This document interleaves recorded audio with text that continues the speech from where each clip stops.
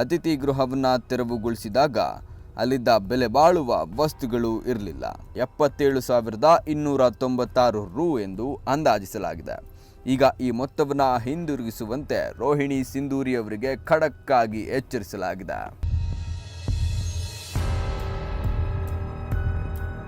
ಜಿಲ್ಲಾಧಿಕಾರಿಯಾಗಿದ್ದಾಗ ರೋಹಿಣಿ ಸಿಂಧೂರಿ ವಾಸವಿದ್ದ ಅತಿಥಿ ಗೃಹದಲ್ಲಿ ಸಾಮಗ್ರಿಗಳು ನಾಪತ್ತೆಯಾದ ಪ್ರಕರಣಕ್ಕೆ ಸಂಬಂಧಿಸಿದಂತೆ ಈಗ ಅವರ ವೇತನದಲ್ಲಿಯೇ ಮೊತ್ತವನ್ನು ಕಡಿತಗೊಳಿಸುವಂತೆ ಸರ್ಕಾರದ ಕಾರ್ಯದರ್ಶಿಗೆ ಆಡಳಿತ ತರಬೇತಿ ಸಂಸ್ಥೆ ಮನವಿ ಮಾಡಿದೆ.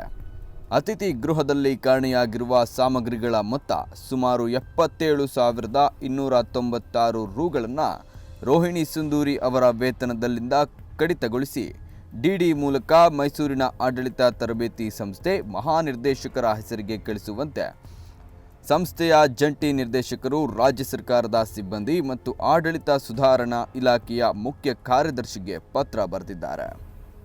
ಏನಿದು ಪ್ರಕರಣ?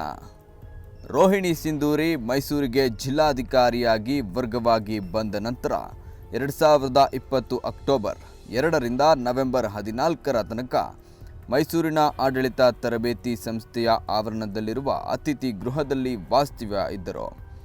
ಅತಿಥಿ ಗೃಹವನ್ನು ತೆರವುಗೊಳಿಸಿದಾಗ ಅಲ್ಲಿದ್ದ ಬೆಲೆ ಬಾಳುವ ವಸ್ತುಗಳು ಇರಲಿಲ್ಲ. ಇದರಿಂದಾಗಿ ರೋಹಿಣಿ ಸಿಂಧೂರಿ ಅವರು ಕಾರ್ಯನಿರ್ವಹಿಸ್ತಾ ಇದ್ದ ಜಿಲ್ಲಾಧಿಕಾರಿ ಕಚೇರಿಗೆ 2020ರ ಡಿಸೆಂಬರ್ 16, 2021ರ ಜನವರಿ 8 ಹಾಗೂ ಅದೇ ವರ್ಷ ಏಪ್ರಿಲ್ 12ರಂದು ಪತ್ರ ಬರೆದು ಸಂಸ್ಥೆಯ ಸಾಮಗ್ರಿಗಳನ್ನು ಹಿಂತಿರುಗಿಸುವಂತೆ ಸೂಚನೆಯನ್ನು ನೀಡಲಾಗಿತ್ತು. ಆದರೆ ಈ ಬಗ್ಗೆ ರೋಹಿಣಿ ಸಿಂಧೂರಿ ಯಾವುದೇ ಮಾಹಿತಿಯನ್ನು ನೀಡಿರಲಿಲ್ಲ. ಜಿಲ್ಲಾಧಿಕಾರಿಗಳ ವಸತಿ ಗೃಹದಲ್ಲಿ ಸಂಸ್ಥೆಯ ಸಾಮಗ್ರಿಗಳು ಇದ್ದಲ್ಲಿ ಹಿಂತಿರುಗಿಸುವಂತೆ ಕೋರಿ 2022ರ ನವೆಂಬರ್ 30ರಂದು ಮತ್ತೊಂದು ಪತ್ರವನ್ನು ಬರೆಯಲಾಗಿತ್ತು. ಇದಕ್ಕೆ ಜಿಲ್ಲಾಧಿಕಾರಿಗಳ ವಸತಿ ಗೃಹದಲ್ಲಿ ಯಾವುದೇ ಸಾಮಗ್ರಿಗಳು ಇರುವುದಿಲ್ಲ ಎಂದು ಉತ್ತರಿಸಲಾಗಿತ್ತು.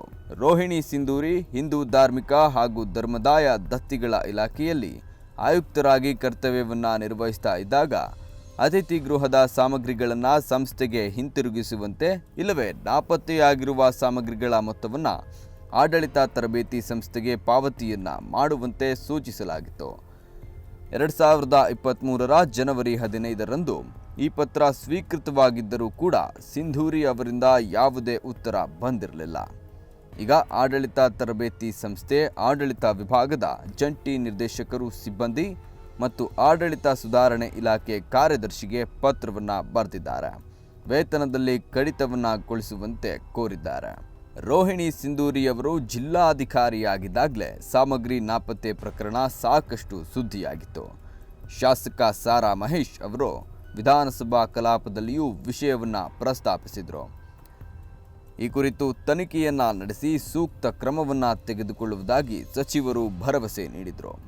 ಇದೀಗ ನಾಪತ್ತೆಯಾಗಿರುವ ವಸ್ತುಗಳ ಮೌಲ್ಯ ವಸೂಲಿ ಮಾಡುವ ಪ್ರಕ್ರಿಯೆ ಚುರುಕುಗೊಂಡಿದೆ. ವರ್ಗಾವಣೆಯ ಕಾರಣವೇನು? ಮೈಸೂರು ಜಿಲ್ಲಾಧಿಕಾರಿಯಾಗಿದ್ದ ರೋಹಿಣಿ ಸಿಂಧೂರಿ ಹಾಗೂ ಮೈಸೂರು ಮಹಾನಗರ ಪಾಲಿಕೆ ಆಯುಕ್ತರಾಗಿದ್ದ ಶಿಲ್ಪಾ ನಾಗ್ ಅವರ ನಡುವೆ ಬಹಿರಂಗವಾಗಿ ಮಾತಿನ ಚಕಮಕಿ ನಡೆದಿತ್ತು. ಪರಸ್ಪರ ದೋಷಾರೋಪವನ್ನು ಮಾಡಿದರು. ಇಬ್ಬರು IAS ಅಧಿಕಾರಿಗಳ ವರ್ತನೆ ಸರ್ಕಾರಕ್ಕೆ ತೀವ್ರ ಮುಜುಗರ ತಂದು ಇಬ್ಬರನ್ನು ವರ್ಗಾವಣೆ ಮಾಡಲಾಗಿತ್ತು. ಇನ್ನು ಯಾವ್ಯಾವ ವಸ್ತು ನಾಪತ್ತೆಯಾಗಿದೆ? Telephone table, coat hanger, blanket, micro oven, ಬೆತ್ತದ ಕುರ್ಚಿಗಳು, ಹಾಸಿಗೆ, computer mouse, tray, yoga mat, plate, ಟಿಪಾಯಿ, ಟೆಲಿಫೋನ್ ಸ್ಟೂಲ್, ರಿಸೆಪ್ಷನ್ ಟೆಲಿಫೋನ್, ಮಂಚ, ಸ್ಟೂಲ್ಗಳು ಸೇರಿದಂತೆ ವಿವಿಧ ಸಾಮಗ್ರಿಗಳು ನಾಪತ್ತೆಯಾಗಿವೆ. ಇದರ ಒಟ್ಟು ಮೌಲ್ಯ 77,296 ರು ಎಂದು ಅಂದಾಜಿಸಲಾಗಿದೆ. ಈಗ ಈ ಮೊತ್ತವನ್ನು ಹಿಂದಿರುಗಿಸುವಂತೆ ರೋಹಿಣಿ ಸಿಂಧೂರಿ ಅವರಿಗೆ ಖಡಕ್ ಆಗಿ ಎಚ್ಚರಿಸಲಾಗಿದೆ.